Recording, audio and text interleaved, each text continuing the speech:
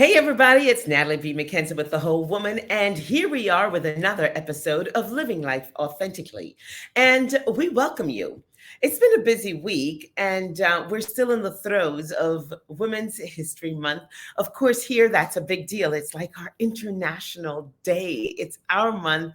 We celebrate all things women, and so we're featuring women who have not just done well and trailed the blazes. You got that one, trailblazers. But they have truly made an impact in the community. And today's guest is so consistent with that. But before we bring our guest on, I wanted to quickly acknowledge something that's, I'm sure, very disturbing and disconcerting for all of us. We want to pray for the people in Ukraine. We especially are praying for those women and mothers in Ukraine who are left trying to figure how to keep their families together in the middle of this crisis as they are reaching the end of the pandemic, just like us. Could we have one more thing to worry about? And of course, on an international basis, how this is impacting the world at large. Some good things I think will come out of it. But in the meantime, we're praying for the people of Ukraine. So here at The Whole Woman, of course, any way we can to help and support these people, we want to know how to engage. So we've been talking with some of our friends from the Eastern Bloc to see how we can help them, and we'll tell you more about that. But our guest today, in the meantime, if you've lived in New York City, you know this voice, you've heard this voice. She is a born and bred New Yorker, not a very common thing, a talented woman who has given so much back to the community and has brought comfort into our homes. If you're of a certain age, you'll know this name right off the bat. Help me welcome, ladies and gentlemen, today's guest, none other than Debi B. Jackson. Hi. Hi, Debi. How you doing, Natalie? It's What been a pleasure great to seeing have you. you on board. Thank you, thank you, thank you. And how have you been keeping? Just trying to stay together, keeping my hands washed and in and away from people, but trying to just trying to stay safe. That's all. Like the rest of us. Looks like we might be getting to that endemic stage. We keep our fingers crossed while we wash our hands. Don't know how we're going to keep doing all that Yeah. at the same Yes. time, but keep a mask handy. I say, if you find yourself in really crowded situations, put your mask on.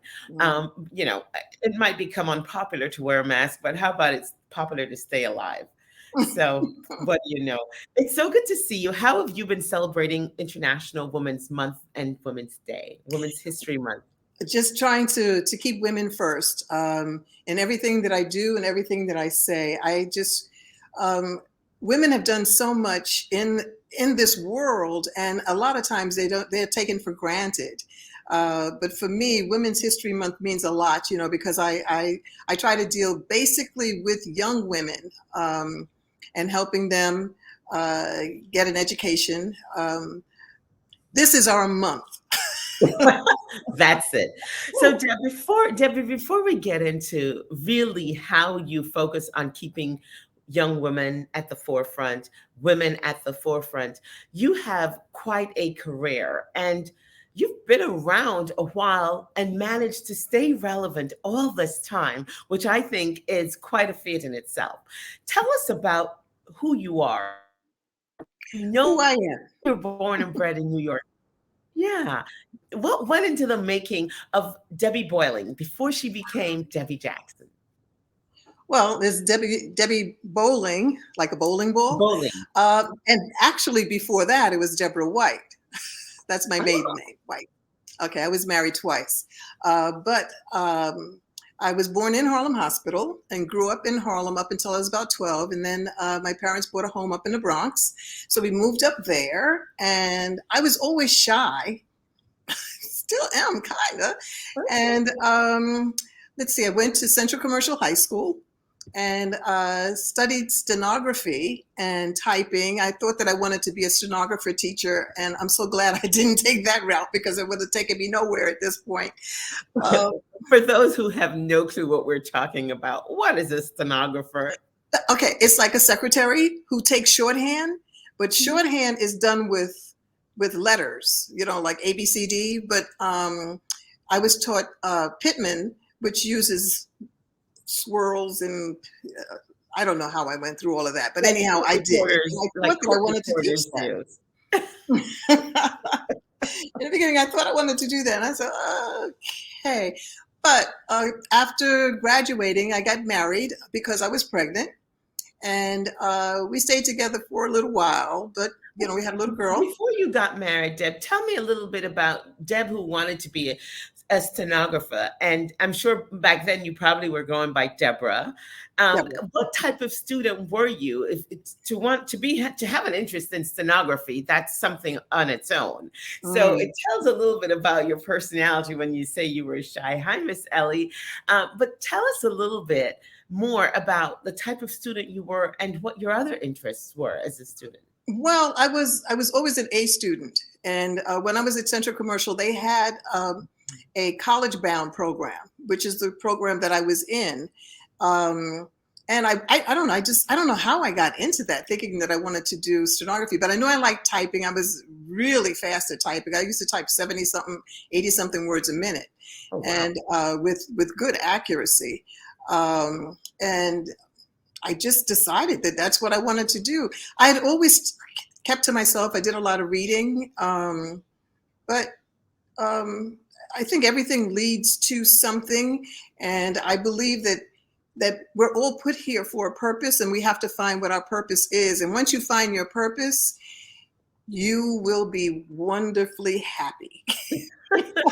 Because I found my purposes. I had quite a few of them. So you mentioned graduating high school and then getting married right out of high school? Right after high school, because I was pregnant, and we got married, we got married young, so it didn't really last. And so the first job that I had was with the Neighborhood Youth Diversion Program, and that was a program that dealt with delinquent kids up in the Bronx. And they had a partnership with Fordham University. So I was able to go to Fordham University on a full scholarship because of the Neighborhood Youth Diversion Program. And after Fordham, let's see, then. What was your major in college? English. I liked writing, creative writing. I did a lot of writing, and that helped me with doing a lot of the things that I do today. Everything, I tell you, you're here for a reason. Like I said, you have to find out what that reason is, and then you just follow it. I loved writing. I don't do it as much as I used to, because then I went into photography, I went into radio, I went into a lot of different things. Take us through that trajectory, because you've had quite an illustrious career. And as I said in the introduction, anyone who lived in New York would recognize the voice of Debi Jackson. And of course, then the story that comes with that, which I will not preempt. It's your story. Please tell it. Okay. But tell us the trajectory, how you got there, and what that whole experience was. Okay.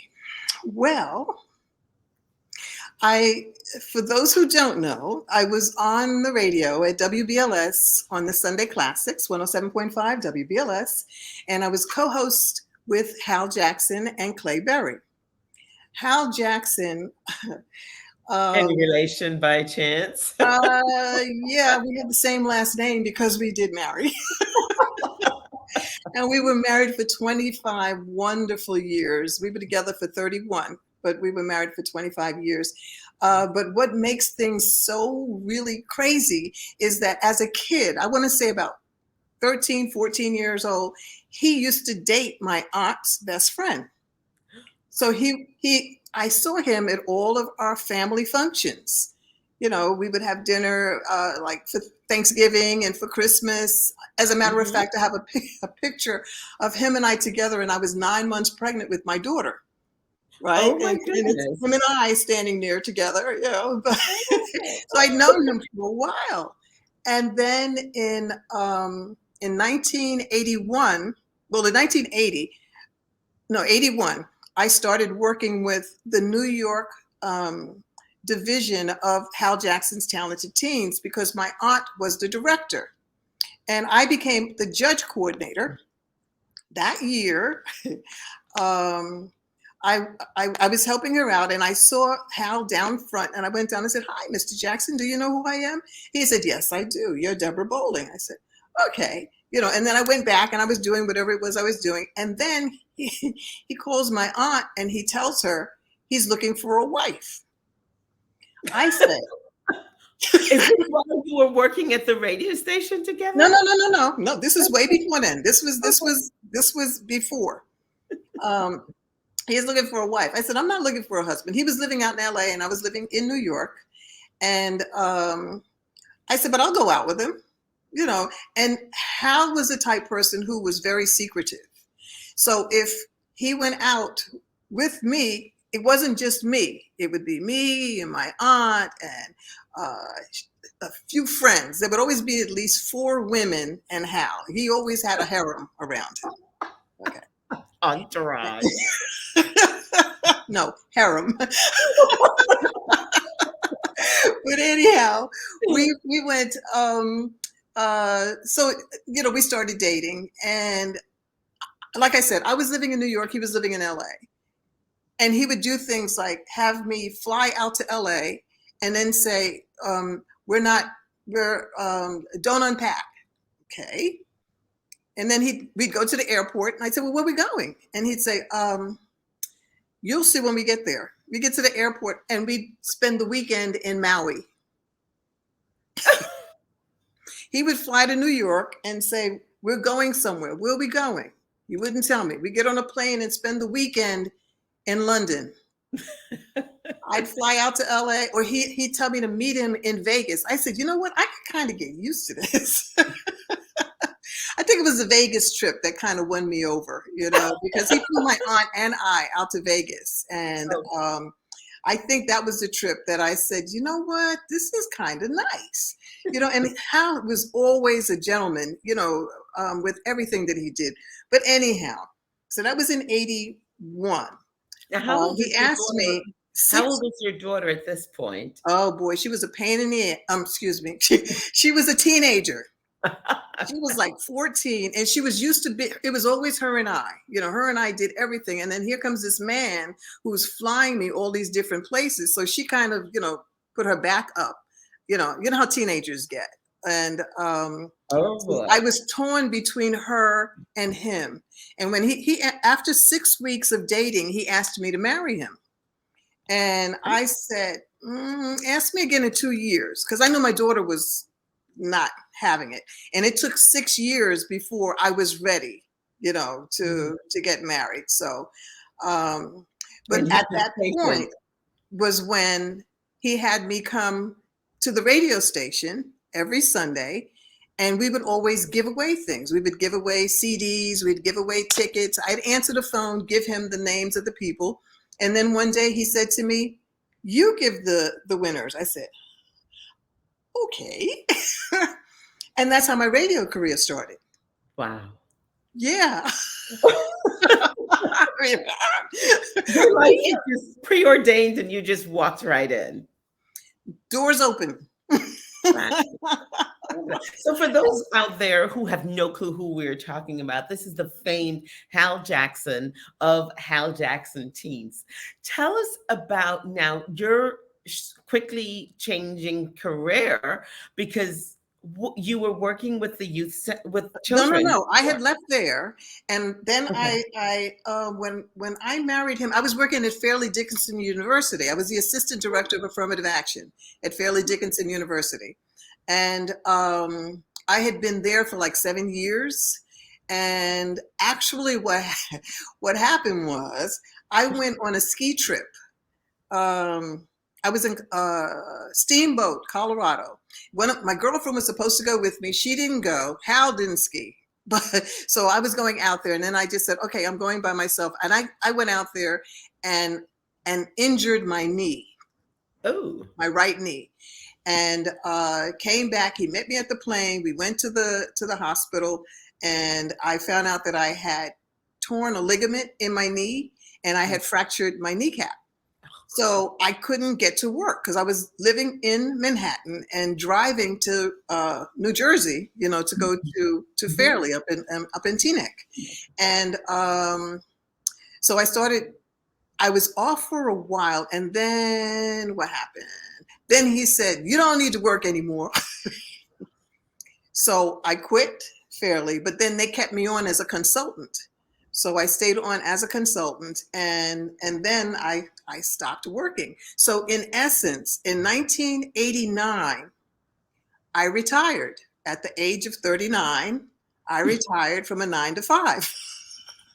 And then I started working one day a week on Sundays, during the Sunday Classics on BLS.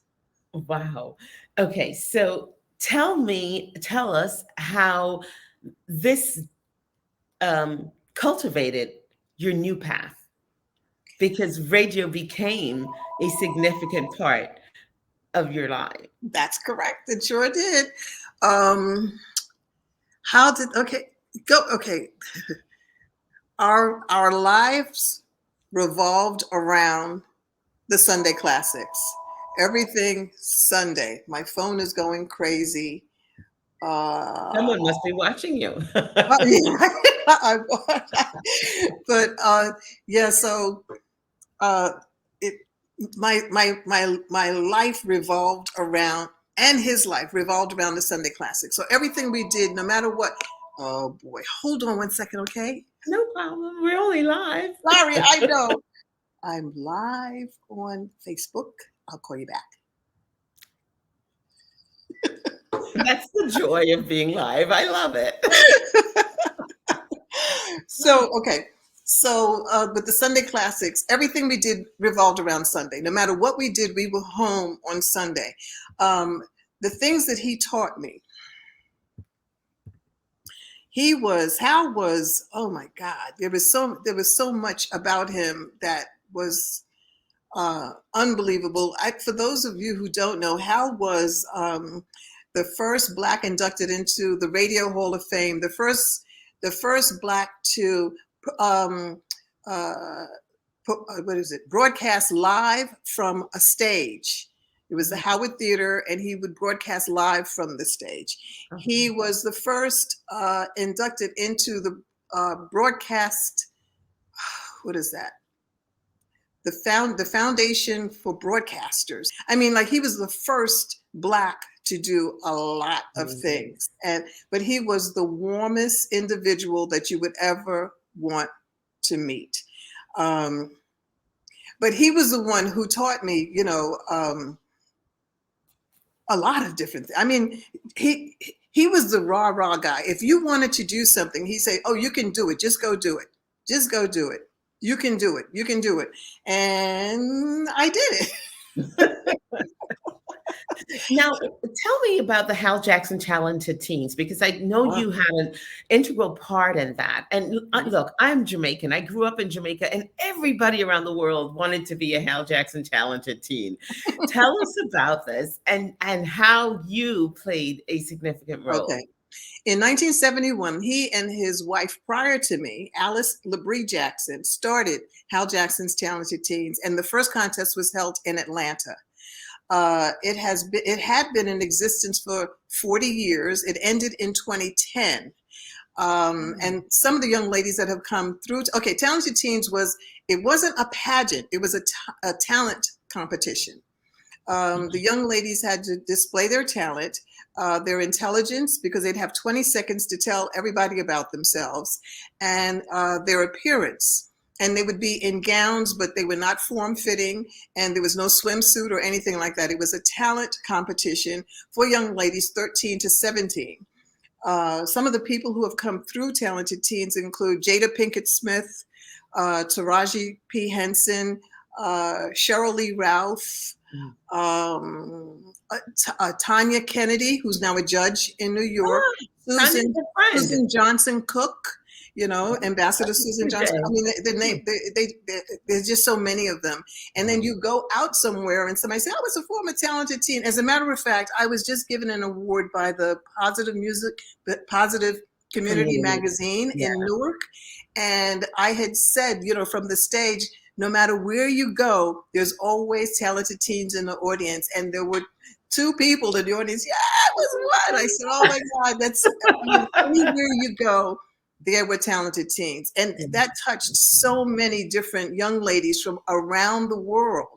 I mean, in Jamaica, I remember we took the contest to Jamaica, I believe in 84, 85. You took it to Disco Inferno in Montego Bay. I remember it like it Oh, was you yesterday. remember Walter Crook Walter on Brooks. that place. Yeah. That's right. He built that Amazing. stage. That stage Yeah, that's there. He built that that's stage for us because we were coming there. I I mean, remember. and it exposed those young ladies that, you know, they had not been outside of their backyard, had never been away from their parents. I mean, to go to Jamaica, you know, blue water, blue skies, white sand. Oh my God. I mean, it's amazing. And then the winners from Talented Teens, what we would do is every year we would take the international winner to London, to Paris, and also to the Caribbean someplace. So we were exposing them, you know, to different things. There was one young lady, Nicole Nicholas. She was one of the Nicholas brothers' granddaughter, and she was a tap dancer. And we were in Paris, I think at the Palace of Versailles. And somebody came over because we'd have them with their sash and their crown on and everything. And somebody came over and said, "You're Hal Jackson's talented teen?" And she said, "Yes," but the person was talking in French, and Nicole was talking to her in French. I said, "That's what I'm talking about." Oh my goodness. You know, It. that's what I'm talking about. But I mean, it's just, that competition was just so wonderful. And I know people are saying, "Oh, but you have to, you know, you have to bring it back, Deb." We stopped in 2010 because we didn't have any sponsors, and it was costing us between $100,000 and $200,000 a year out of our own pockets, you know, to keep it going. Wow. So for the last year, for the 40th anniversary, I said, Hal didn't want to do it. He says, "I'm not putting any more money in." I said, no. We gotta go to 40. And so what I did was I took $100,000 out of my retirement. He was mad with me. And I did it, and we did it in Bermuda. And it was a wonderful success. The winner was Jacqueline Harris, who went on to Fordham University under the Alvin Ailey program that they had there. And she is now a magnificent dancer. Jacqueline Harris. So, I mean, the young ladies, and what I have done since then, since 2010, is I have partnered with Black Women for Black Girls. And what we do every year is we give a college shower to 5 Black women in New York. Well, 5 high school seniors that are entering college. We give them a college shower. We have them sign up with Bed Bath & Beyond, and they're able to pick gifts for themselves. And then we take our network of friends and we fulfill their lists, and we give them all of the things that they'll need to help them with their first semester away from home in college.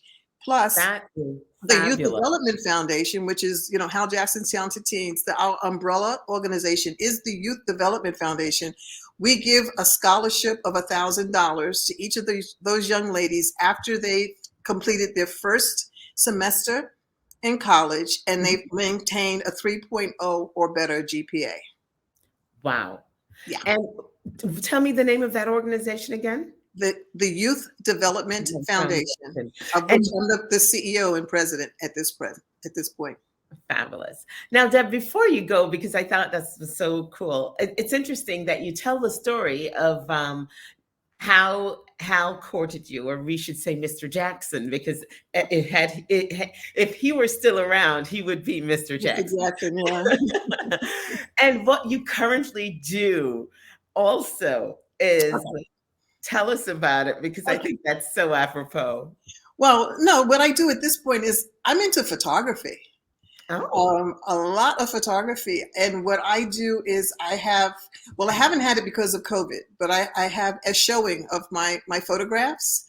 and I sell them, and all of the proceeds from those photographs go to the Youth Development Foundation for those scholarships. As a matter of fact, I'm about to start searching now for a place. I was afraid to do anything, last year, and I'm still a little cautious about this year, but maybe around my birthday, which is in September, I'll do another showing of my photography. And as a matter of fact, I have one of my pictures right here. That's it. That's going to come up. I wish you had sent that over to us so we could take a look. Let me see what you have there. Can we see it? Oh, you see? This that is a is peacock. beautiful. That is beautiful. That's a peacock that I took when I was in Cuba. Oh, wow. Cuba. That is fabulous. Oh, well, okay. I love it. I love it. That's beautiful. Now, where can we see this? Well, like I said, I'm going to figure it out. I know the last exhibition I had was at the Carver Savings Bank on 125th Street in Harlem, and the one prior to that I had at NJ Pack, not NJ Pack, Bergen Pack in Englewood. In the gallery upstairs, they have a gallery, and so I did an exhibition there. So I'm looking at like the Puffin Center. I'm looking for different places. I'm just going to, go around, see where I can have something up for about a month, and then have a reception, and of course invite you. Of course, I would love to be there. But what is this you have about My Feet Travel? You have to tell me. My Feet Travel. Because of how we would travel somewhere at least once a month. We were somewhere. And because we were traveling so much, I said, I should become a travel agent so that I can get commission on my own travel, which is basically, what I'm doing. I don't go out and actively, search for people who are traveling, but right. I still have that website. It's called myfeettravel.com. And because we traveled so much, I still travel a lot. And as a matter of fact, next month I'm going to Belize on a girls' trip with some of my friends. Yes, you are. Yeah, and I went to it was last year. Went to Barbados. Went to Barbados twice because I felt it was safe there. For my birthday, I went to Tulum. That was in 2010, 2020. Damn, time flies, huh? It does. This pandemic has really just caused us all to lose a little bit of time. Slow down. That is absolutely wonderful, Deb. It's so exciting. How can we get a hold of you? Where can we find you? Where can we see your beautiful photography? Okay. Well, actually, I should have a website. I've been kind of negligent in that respect. I'm gonna have to do that. But you can find me on Facebook at Debi Jackson. That's DEBI Jackson. You can also find me on Instagram at Debi.Jackson. And I'm around. I'm just here trying to be me. Awesome. Well, you are you. You do it well. We are so excited and honored that you chose to join us today. Ladies and gentlemen, we have been talking with Debi Jackson, the famed Debi Jackson, voice of WBLS, Sunday Classics, alongside with Mr. Hal Jackson. Deb, in your own right, you have trailed your own blazes. You have done an amazing thing. And we're just delighted that we get to share you with our audience today. Thank you so much for joining us, and we wish you absolute great success in all things you do. Thank you so much for thinking about me. Oh, our pleasure. So, ladies and gentlemen, here we are. It's Women's History Month. And of course, we're celebrating women the way we do every year here at The Whole Woman by hosting Women Honoring Women. This year, we'll be celebrating 3 women who have trailed their own blazes. They have made such an impact, not just in their local community, but throughout the state of New Jersey, and sometimes even worldwide. Our honorees this year are Miss Theodora Lacey, a living legend, one of the few people to be alive and have a school named in her honor, and be able to attend the school naming ceremony. She is a true civil rights activist, an educator, and continues to make a difference today in our lives, in women's lives. She's a civil rights activist, she's a humanitarian, and someone that is worthy to know and celebrate. Our one other honoree is also Ms. Rosalind Young Daniels. Talk about being relevant and present and having an impact in what is happening in the African American community. She is the CEO and founder of Black Health Matters. They host the Black Health Summits. If you've not attended, you're missing out, especially for our men. She has a way of driving home information that can save our lives. And of course, we're celebrating Deb Gelfato. Deb Gelfato was and is a healthcare advocate, a women's health advocate, and a human rights activist. She is also a mental health activist. And these three women will be celebrated at Women Honoring Women March 27th, held in person and virtually at the Capitol Grill. So the whole woman is coming out in full force. We're taking off some of the restrictions. We're inviting you to join us, and you can get your tickets at twww.eventbrite.com. That's twww.2022.eventbrite.com. So join us live here every Monday at 6 p.m. for Living Life Authentically. And remember, check out our podcast anywhere podcasts can be heard, but we're especially on Mocha Podcast Radio. You can hear us there every week with a new episode. I'm Natalie B. McKenzie, and I'm your host. I wish you enough life to live, enough joy to give, enough love to share. I wish you enough. Good night.